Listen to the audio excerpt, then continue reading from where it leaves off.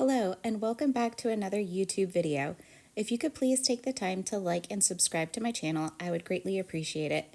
To all my existing subscribers, thank you so much for your continued support. Today, we will be creating a card using products from Gina Designs. To get started, we will be creating our background using the Flower Garden Stencil and Distress Grit Paste in the color Snowfall. Now, Snowfall is a sparkling translucent paste with glitter for texture, and I would recommend starting with this step first since it does take time to dry. The cardstock I will be using is also from Gina Designs, and I believe it is the color Chocolate Truffle. All of the supplies will be listed down in the description box below. When using any type of paste or gels, I would recommend using press and seal once the jar has been opened. Press and seal gives a longer shelf life to these types of products.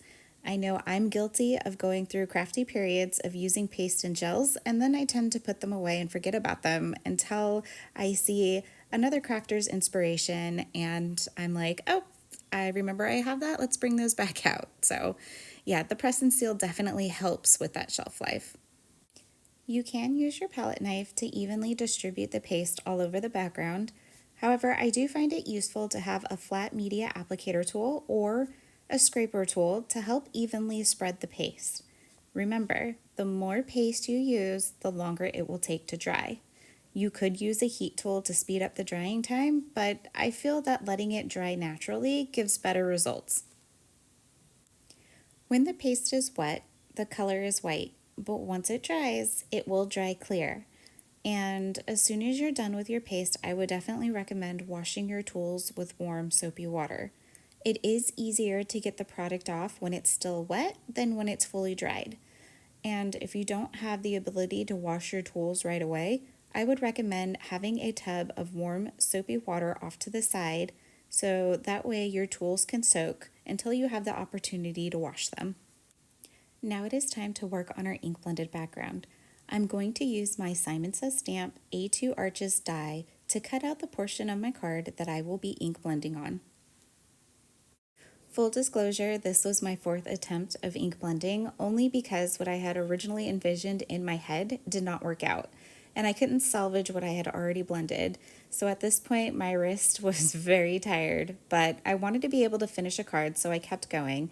Not my best effort, but what I love about Gina's dye inks is they have a smoothing agent in them which helps make ink blending super forgiving.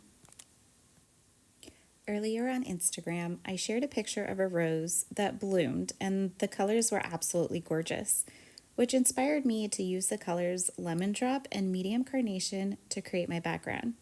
I did go back and forth between using a medium-sized blending brush and a small blending brush to get my colors to blend, but you don't need both.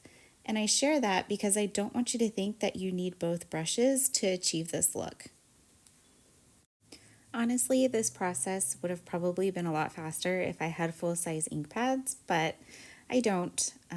I feel this is a good example to show that mini ink cubes can still achieve a beautiful look. It just takes a little bit longer to get there, but that's all part of the crafting journey, right?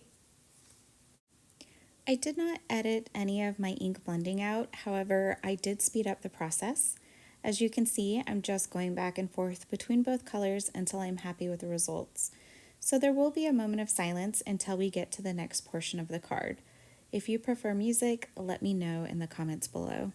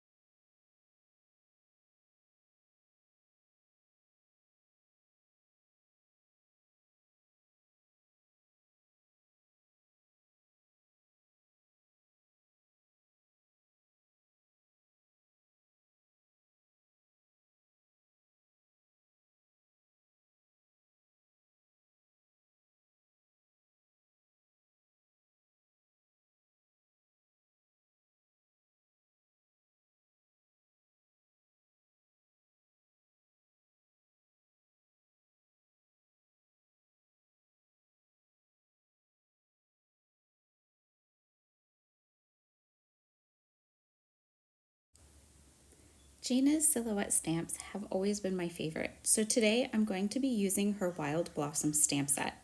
You could just stamp using black ink, but I wanted my stamped image to shine, so I will be heat embossing using black embossing powder. I decided to tape down my ink blended background in my Misti because my stamp is larger than the background, and I don't want my card to shift in case I need to restamp. But before we get into stamping, we need to apply the anti-static powder tool so that way the embossing powder only sticks to our stamped image.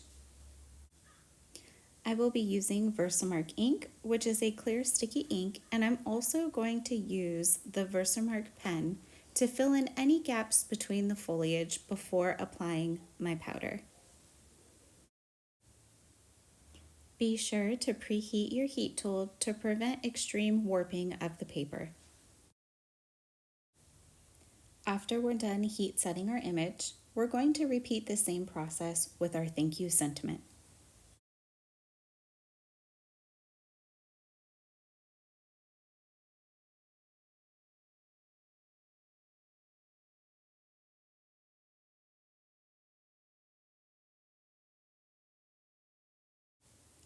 Once again, we will bring back our Misti, place our ink blended background into the corner of the Misti, but this time before I use my Versamark ink to stamp the thank you, I'm actually going to bring in my black Onyx ink and I'm going to stamp thank you first with the black ink. This is why it's important that I make sure my background is in the corner of the Misti, because now I'm going to bring in my Versamark ink and I want to make sure that I'm stamping directly on top of my already stamped sentiment. But before I actually stamp the Versamark ink, I do need to prep my card with the anti-static powder tool. Again, we're just repeating the same steps we did earlier in the video. I will be using Gina K Designs black fine detailed embossing powder. It's the same embossing powder I used earlier. And then I'll go ahead and heat set my sentiment. To assemble my card, I will be using my Connect liquid adhesive and a fine tip applicator bottle. I do like these little bottles. They're great for if you want just a little line of glue, or you can squeeze a little harder and get a thicker line of glue. Very versatile. Now that the grip paste is nice and dry, we're going to adhere both panels together. Recently, Gina just announced her new sparkle gel that I'm super excited about. I think that gel would also look fantastic on a stenciled background. For some finishing touches, I will add my favorite iridescent pearls, and that will complete today's card project. I hope this project inspires you to create a beautiful ink blended background, and until next time, bye!